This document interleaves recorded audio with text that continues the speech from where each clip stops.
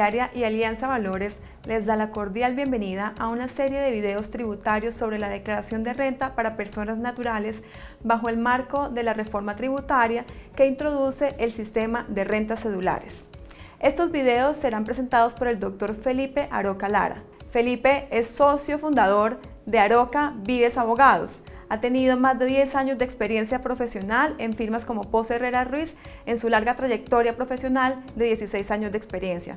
Adicionalmente es magíster y especialista en tributación y es catedrático de diferentes universidades del país como la Universidad Externado de Colombia y la Pontificia Bolivariana. Bienvenidos. Vamos a revisar ahora nuestro sistema de depuración de la cédula de rentas no laborales. Recuerden ustedes que la reforma tributaria nos creó distintas cédulas para hacer depuraciones individuales por cada una de ellas. Y las cédulas o lo que usted lleva a la cédula dependerá de la fuente o del origen del ingreso. Pues bien, la cédula de rentas no laborales es una especie de cédula residual. ¿Qué significa esto? Que allí van a entrar todos los ingresos o rentas que no tengan una cédula específica, es decir, lo que no quepa en laboral, lo que no quepa en dividendos, lo que no quepa en rentas de capital y que no quepa en pensiones, viene a la renta no laboral, que es especialmente una renta cedular. Pero es la cédula por definición, por naturaleza, para comerciantes, para agricultores, para ganaderos, para profesionales independientes como abogados, médicos, arquitectos, contadores, etcétera, que desarrollan su actividad profesional o su actividad comercial de manera individual o como persona física. Pero tengan en cuenta lo siguiente, la cédula de no laboral admite este tipo de ingresos, honorarios, comisiones, ingresos por servicios personales, cuando la persona natural presta estos servicios haciendo uso de dos o más personas que vincula para el desarrollo de su actividad comercial o económica. Me preguntan regularmente qué características deben cumplir estas dos o más personas que el individuo contrata para el desarrollo de su actividad económica. Pues bien, la ley y la reglamentación, así como la doctrina de la DIAN, son bastante claras al admitir que esas personas vinculadas no tienen que tener con usted necesariamente un contrato formal de trabajo. Estas personas pueden haber sido subcontratadas por usted a través de un contrato de prestación de servicios, cumpliendo todas las formalidades y todos los requisitos naturales de aportes a seguridad social, etcétera, pero no necesariamente tiene que ser una persona empleada formalmente por parte suya. Eso sí, tienen ustedes que verificar que esas dos o más personas fueron contratadas por usted para la ejecución de una de estas actividades de servicios personales. Eso es lo primero. Luego, otras personas que usted haya subcontratado para otras cosas distintas no le van a contar para este requisito. Y otra cosa que usted tiene que tener presente es que esas personas que usted contrató o subcontrató tienen que haber prestado sus servicios para esta actividad al menos durante 90 días durante el ejercicio fiscal. Si usted cumple estos dos requisitos, dos o más vinculados, dos o más subcontratistas, dos o más empleados, y que estas dos o más personas hayan estado 90 o más días realizando las actividades para usted, para el desarrollo de sus actividades económicas o comerciales, pues las rentas asociadas a esta actividad personal que usted desarrolla irán a la renta no laboral o a la cédula no laboral. Un comentario, una acotación importante allí. Si usted tiene ya definido, porque contrató dos o más personas durante 90 o más días, que sus rentas de esa actividad van a ir a la cédula no laboral, todas las demás rentas, todos los demás ingresos asociados a servicios personales, sea que los haya ejecutado con estos subcontratistas o trabajadores o no, se irán por fuero de atracción hacia la renta de no laborales, a la cédula de no laborales, así lo establece la ley y la reglamentación, así que tengan mucho cuidado porque esa es otra pregunta, otra duda que siempre está en el ambiente y que me la han hecho en distintos escenarios. Si no clasificamos allí, si no tenemos estos 2 o más contratistas o los tuvimos por menos de 90 días, pues nuestros ingresos por actividades de servicios personales, nuestros honorarios, etcétera, los tendremos que llevar por defecto a la renta de cédulas laborales que explicamos en otro momento y que los invitamos a que lo revisen, la explicación de la depuración. ¿Cómo se hace la depuración de las rentas no laborales? Partimos de lo mismo, tomamos la suma de todos los ingresos asociados a la cédula no laboral y allí vamos a restar los ingresos no constitutivos de renta ni ganancia ocasional que sean aplicables a nuestra actividad de rentas no laborales. Esos ingresos no constitutivos de renta tendrán que venir necesariamente definidos en la ley, ahorita mencionaremos algunos casos, y a esa resta de ingresos totales menos ingresos no constitutivos de renta nos va a dar un subtotal de ingresos gravables, y luego a ese subtotal de ingresos gravables le podremos descontar costos y gastos.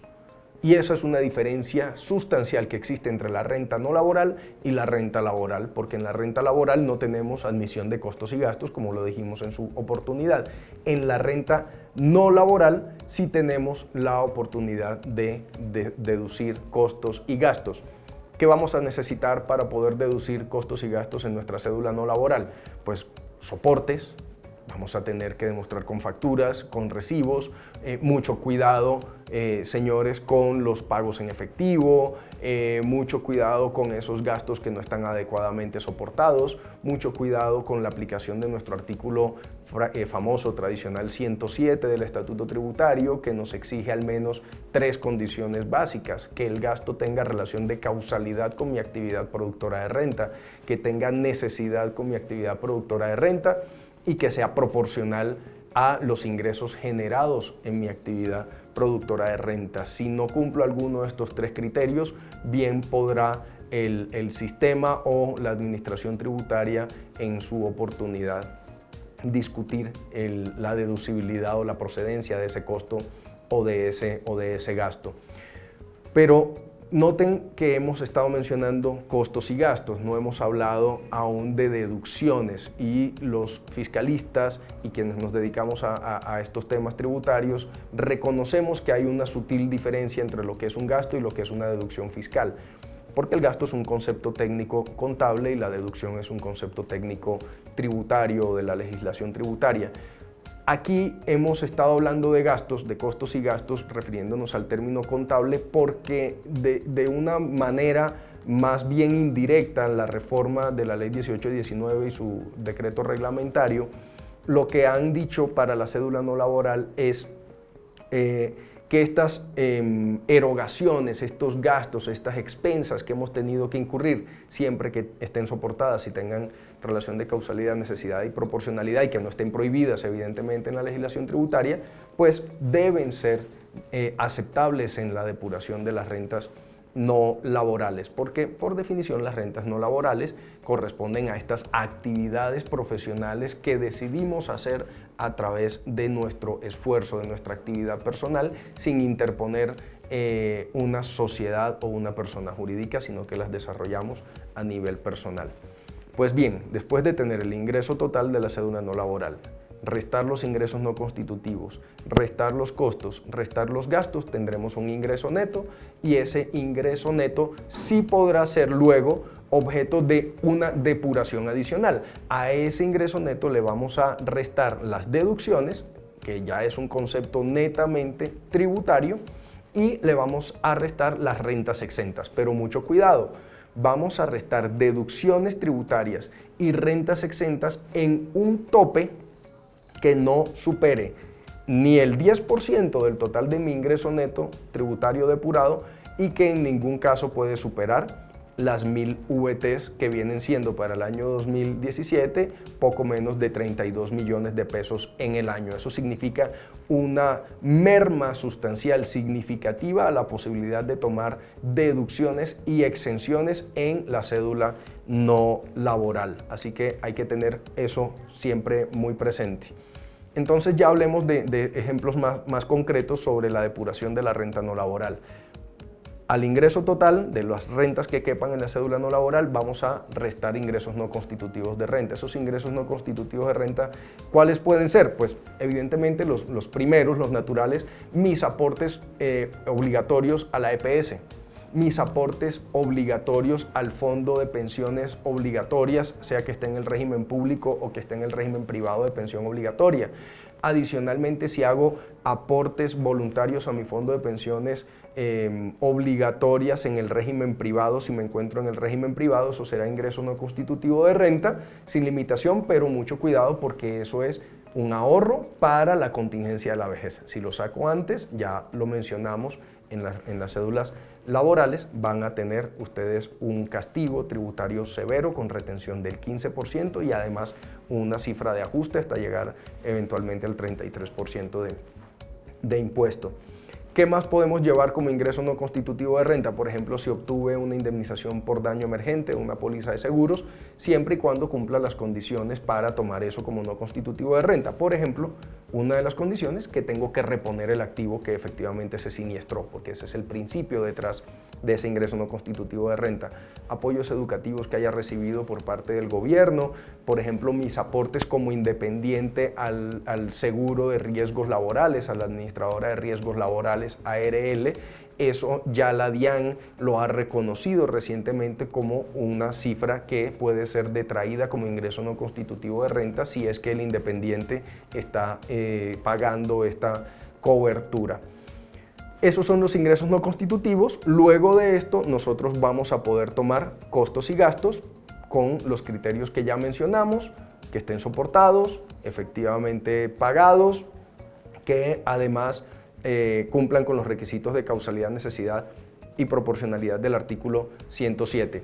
A ese subtotal de ingreso ya depurado, de renta ya depurada, le vamos a poder descontar deducciones o detraer las deducciones especiales, pero dentro de la limitación de hasta el 10% del ingreso ya depurado y que no superen en ningún caso 1000 VTs en el año, algo así como 32 millones de pesos en el año.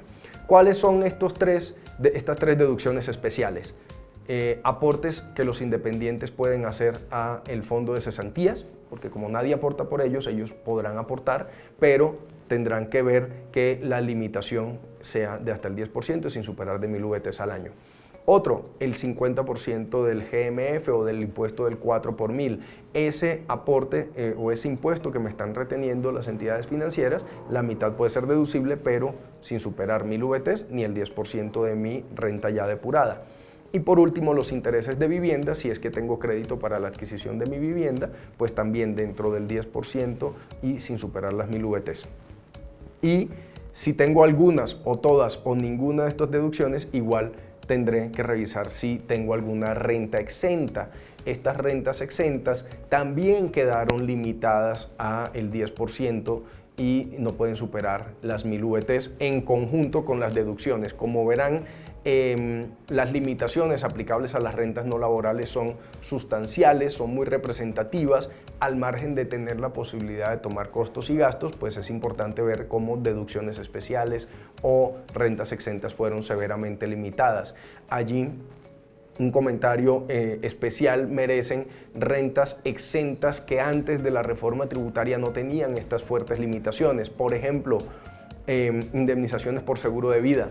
Allí, al parecer, ese tema puede quedar sujeto a la limitación. Por ejemplo, las rentas hoteleras para quienes desarrollan actividad hotelera a título personal o hicieron inversiones en proyectos hoteleros que generan rentas exentas hoteleras, pues bien, ahí está quedando la limitación. El concepto 912 de la DIAN del 2018 reitera esa interpretación. Y otro caso importante para analizar, las rentas provenientes de proyectos de vivienda de interés social o vivienda de interés prioritario. Allí también la interpretación es que esas rentas también han quedado sujetas a las limitaciones de hasta 1000 VTs o que no superen el 10% de la renta depurada.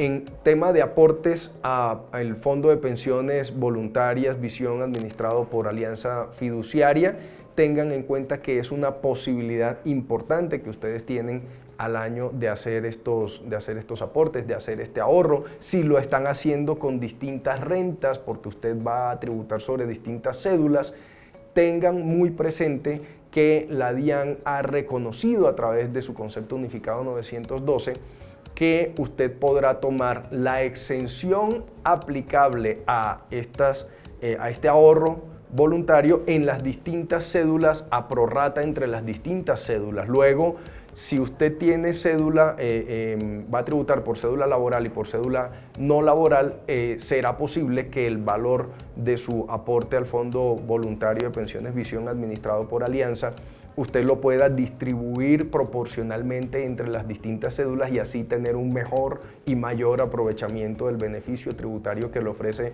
este importante producto de ahorro. Siempre, eso sí, dentro de las limitaciones establecidas en la ley, que se mantienen de 30% de su ingreso tributario del año y sin superar 3.800 VTs, lo que equivale a algo así como 126 millones de pesos del año 2017.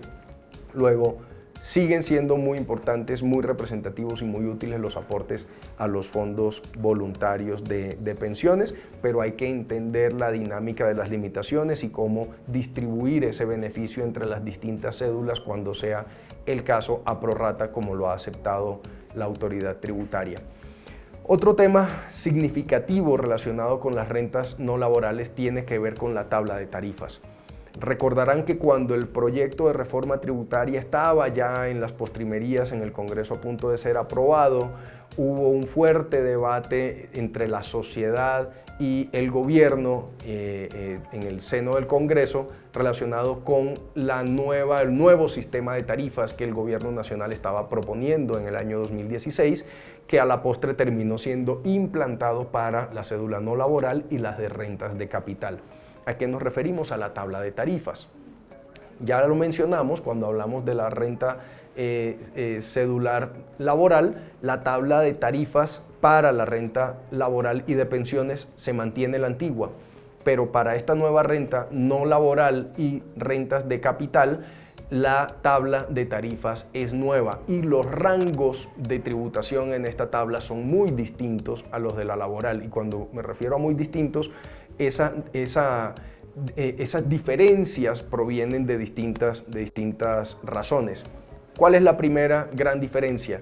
El primer rango, el de la tarifa 0%, en la renta no laboral y de capital va hasta 600 VTs. En las laborales, como ya lo mencionamos, va hasta 1090 VTs. Es decir, el componente gravado a tarifa cero en las rentas no laborales y de capital es muy inferior. Usted va a empezar a tributar más rápidamente en este margen de ingresos. Luego, los saltos, los escalones son más cortos, de 600 a 1000 VTs. Esto viene siendo más o menos entre 18 y 32 millones de pesos. Ya usted empieza a tributar en las no laborales y de capital a la tarifa marginal del 10%. Y el siguiente rango va de 1000 a 2000, es decir, algo así como 32 millones a 65 millones. Ahí ya la tarifa marginal es del 20, luego va de 2000 a 3000 VTs, la tarifa sube al 30 por ese rango marginal, de 3000 a 4000 VTs, la tarifa se equipara a la máxima de las laborales, que es del 33%, y luego viene otro cambio significativo en esta tabla de tarifas nueva de rentas no laborales y de capital. Y es que ya en el rango alto de la tabla, es decir, quienes tienen una renta gravable superior a 4000 VTs, la tarifa de impuesto marginal es del 35%, es decir, se crea una nueva tarifa más alta porcentualmente hablando y llegar a ella es más fácil, porque si ustedes revisan la tabla de tarifas de la renta laboral y de pensiones, el rango alto de la tabla empieza en 4.100 VTs. Aquí en las rentas no laborales y de capital empieza en 4.000 VTs, es decir, empieza antes y el rango tarifario es mayor. Los invitamos entonces nuevamente a que revisen la situación que se les presentó en el año 2017 para que hagan un adecuado uso y aplicación de las nuevas reglas tributarias.